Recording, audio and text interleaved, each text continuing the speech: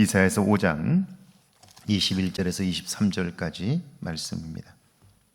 이사야서 5장 21절에서 23절까지 말씀, 우리 한 목소리로 함께 봉독합니다.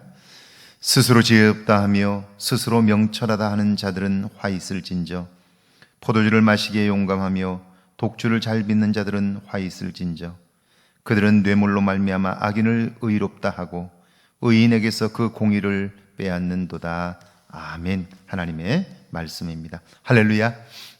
좋은 날입니다. 하나님 주신 은혜가 오늘도 여러분과 함께 하기를 주의 이름으로 축원합니다. 우리가 쓰는 말 중에 잔머리를 굴린다 하는 말이 있습니다. 머리를 써서 얕은 꾀를 생각해낸다는 뜻입니다. 이 말은 대체로 부정적인 의미로 사용이 되는데요, 꾀가 얕기 때문에 금방 드러나고 결과도 예상과는 다르게 나타나게 되는 것이죠. 야곱이 아마 성경에 나오는 그런 사람일 것입니다.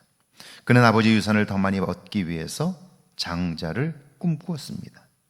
물론 장자가 받는 사회적인 유익도 있었을 것입니다. 그래서 그는 장자가 되는 꿈을 가졌고, 그래서 형이 배고파할 때 팥죽 한 그릇으로 장자권을 사고자 합니다. 그게 자기 삶의 목표였기 때문에 아버지와 형을 속이고 장자가 받는 축복을 가로챕니다. 자, 그렇게 하면 장자의 축복을 누릴 수 있을 거라고 생각한 것이죠. 그런데 결과는 그의 예상과는 너무나 달랐습니다. 속은 것을 안 형은 분노했고, 그것 때문에 야곱은 외삼촌 집으로 도망쳐야 했습니다. 힘겨운 삶을 살게 된 것이죠. 21절 말씀에 그래서 스스로 지롭다 하며 스스로 명철하다 하는 자는 화 있을진저 그럽니다. 21절 말씀에서 강조하고 있는 것, 그것은 스스로입니다. 자기가 자기를 판단할 때 나는 지혜롭다는 것이죠. 내 생각에 나는 탁월하다는 거예요. 누구보다도 낫다는 거죠. 이런 생각을 가지면 누구의 말도 들으려고 하질 않습니다.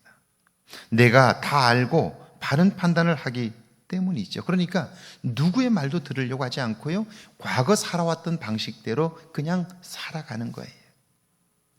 그리고 늘 우월감을 가지고 살기 때문에 다른 사람들의 말에는 귀를 닫아버리는 거죠.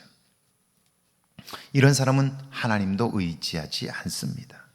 도움을 구하지도 않아요. 내 삶에 하나님은 더 이상 필요하지 않기 때문이에요. 그런데 사실 오늘날 많은 그리스도인들이 이와 같아요. 오늘 우리는 우리의 직업들을 가지고 살아요. 가정에서 살림을 하는 주부도 마찬가지죠. 우리가 하고 있는 일, 그것으로 먹고 사는데 사실은 그 일은 오랫동안 해왔기 때문에 익숙해요.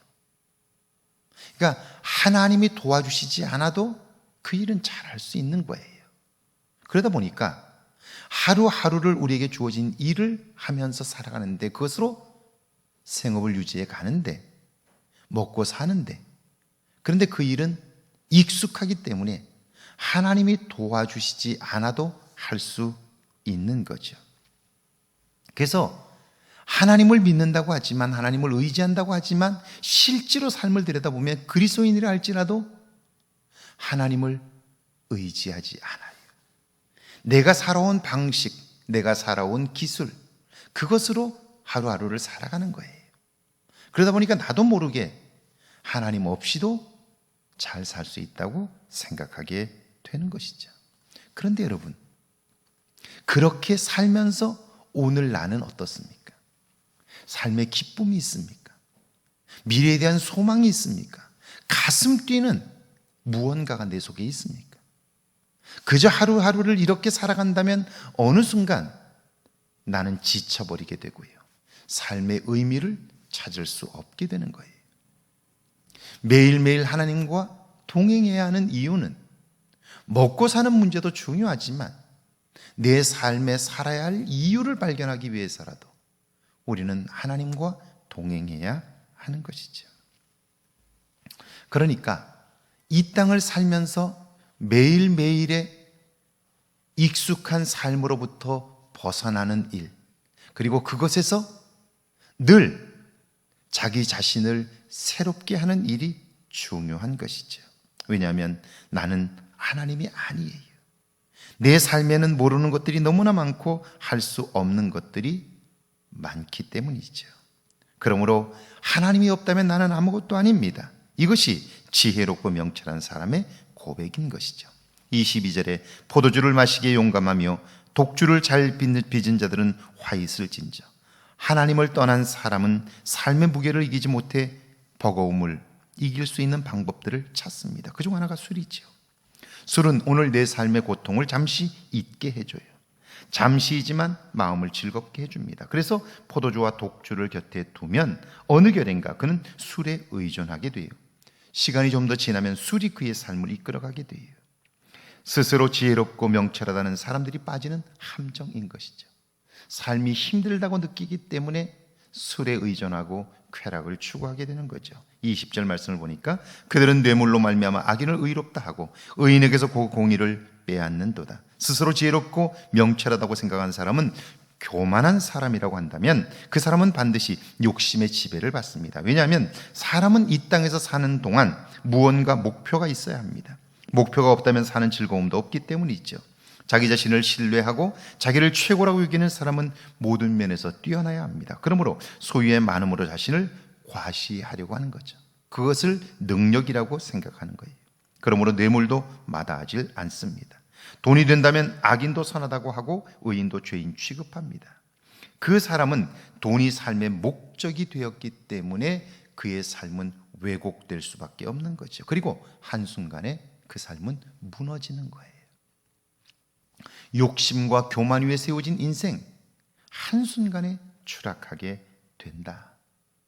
반면에 하나님을 의지하는 사람은 그 주초가 반석 위에 놓여진 것 같아서 바람이 불고 창수가 나도 결코 흔들리지 않고 무너지지 않는다. 성경 말씀입니다.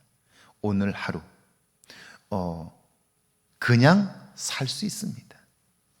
살아온 습관과 방식을 따라 살면 그냥 살 수 있습니다. 생각하지 않아도 살아낼 수 있습니다. 그러나 정말 우리가 그리스도인이라면 하나님께서 오늘 하루 나에게 주신 이 시간을 어떻게 써야 할 것인가를 생각해야 합니다. 똑같은 돈도 어떻게 쓰느냐에 따라 가치가 달라집니다. 똑같은 시간도 어떻게 쓰느냐에 따라서 그 가치가 10배, 20배, 100배를 나타낼 수도 있는 것이죠. 하나님과 함께하는 시간만이 우리에게 가장 아름다운 시간이 되고요, 하나님과 함께 사용하는 물질과 모든 것들이 가장 가치 있는 것이 되는 거죠. 오늘도 그 하나님과 함께 동행하는 여러분 되기를 주의 이름으로 축원합니다. 함께 우리 기도합니다.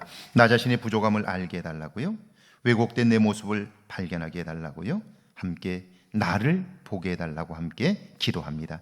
주님, 오늘 아침도 저희를 만나게 하시고 하루를 시작하도록 도우시니 감사합니다. 찬송과 기도로 시작한 오늘 하루가 복되게 하시고 나 자신의 부족함을 알게 하옵소서. 왜곡된 내 모습을 발견할 수 있도록 도와주셔서 이 땅을 사는 동안 하나님의 도우심으로 사는 저희들이 되게 하옵소서. 어제와는 다른 오늘을 살게 하시고 오늘과는 다른 내일을 살 수 있도록 도와주시되 그 변화가 내 안에서부터 시작되게 하시고 하나님으로부터 시작되게 하옵소서.